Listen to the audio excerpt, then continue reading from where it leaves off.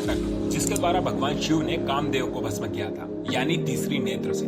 वो भी त्राटक ही था जिसके कारण बाली में इतनी शक्ति आ गई थी कि उसने रावण को हरा दिया। काल यवन को जब मुचकुंद ऋषि ने भस्म किया था, वो भी त्राटक की मदद से किया था। गांधारी ने जब दुर्योधन को वज्र के समान शक्तिशाली बना दिया था, किसके कारण? त्राटक के कारण। और भी ऐसे कई उदाहरण हैं, पर आज हम चर्चा करने वाले हैं क्या है त्राटक, कैसे कर सकते हैं त्राटक, और त्राटक साधना के बाद आप क्या क्या शक्ति पा सकते हैं। देखो, ये वीडियो में मैं आपको त्राटक के बारे में डीप से बताने वाला हूँ, और मैं ये दावे के साथ कह सकता हूँ कि आपको त्राटक के बारे में इतनी डिटेल में कोई नहीं समझाएगा। जहाँ भी जाओगे बस लोग बोलेंगे मोमबत्ती पर ध्यान लगाओ या फिर दीपक जला करके उसकी लो पर ध्यान लगाओ।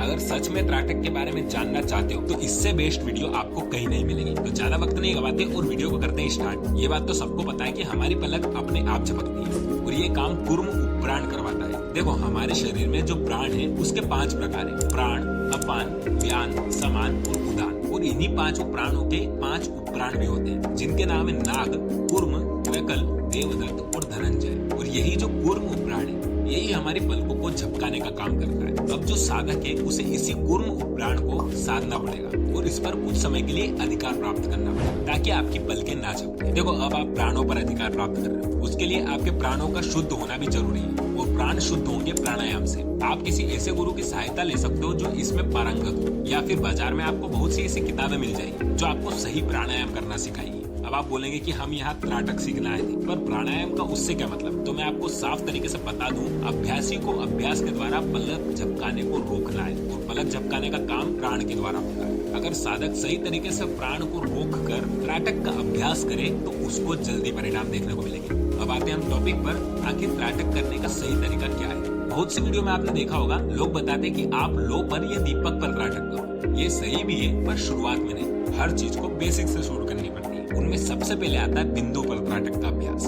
आपको एक सफेद कागज में नीले मार्कर या स्केच पेन से एक बिंदु बनाना होगा, और उस कागज को जमीन से 1-2 फीट ऊपर लगा दीजिए। आपको इतनी ऊपर लगाना है कि जब आप उसे देखो तो आपकी आंखों के सीध में बिल्कुल वो बिंदु हो। बिंदु से आपकी दूरी करीब 1 या 1.25 मीटर होनी चाहिए।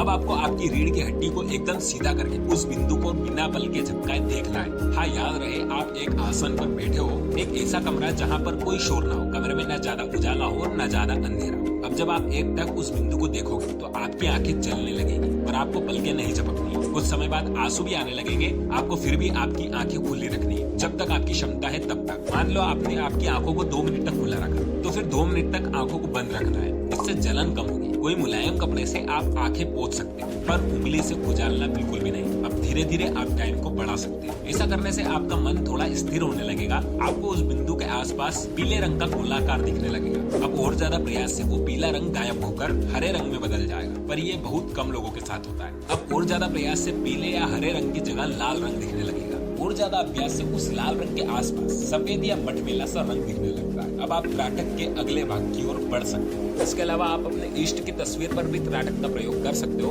मान लो आपके इष्ट भगवान शिव है, तो उनकी एक फोटो में उनकी ललाट पर एक बिंदु बनाकर प्रयोग कर सकते हो। या फिर ओम शब्द की भी आपको बाजार में बहुत सी तस्वीर मिल जाएगी, उस पर भी कर सकते हो। करना वैसे ही है जैसे मैंने आपको पहले बताया। अब चलते हैं नेक्स्ट स्टेप की ओर, जो है लो पर त्राटक। ये शुरुआत में नहीं करना है, पहले आपको बिंदु पर त्राटक करना ही होगा। जब बिंदु त्राटक का अभ्यास करीब 1 घंटे का आसानी से कर पाओ, तब आपको लो पर त्राटक करना है, क्योंकि लो त्राटक में आपकी आंखों पर सीधा असर पड़ेगा। आपको एक घी का दीपक ले लेना है, और लोग मोमबत्ती का भी बताते हैं, वो भी ठीक है, पर घी का दीपक सबसे सही है। इसमें जितनी ऊपर आपने बिंदु को रखा था, उतनी ऊंचाई पर दीपक को रखना है। याद रहे, शुरुआत में बिल्कुल अंधेरा नहीं करना है, थोड़ा उजाला कमरे में होना चाहिए। जब अभ्यास 15 से 20 मिनट तक होने लगे, तब आप पूरा अंधेरा कर सकते हैं। दीपक की लो के बिल्कुल ऊपर नोक पर आपको निरंतर देखते रहना है। अगर आंखों में ज्यादा जलन हो रही हो तो आप ठंडे पानी के छींटे मार सकते हो, या फिर ठंडे पानी को मुंह में थोड़ी देर रख कर निकाल दें। ऐसा 3-4 बार करोगे, आंखों की जलन कम होने लगेगी। लगातार ये अभ्यास करने से आपकी आंखों में अलग सा तेज आ जाएगा। इसके बाद में आपको दर्पण पर त्राटक करना है। इसके लिए आप एक बड़ा सा कांच अपने एकांत कमरे में रखते हैं, अपने माथे पर एक नीले कलर की बिंदु लगा दीजिए।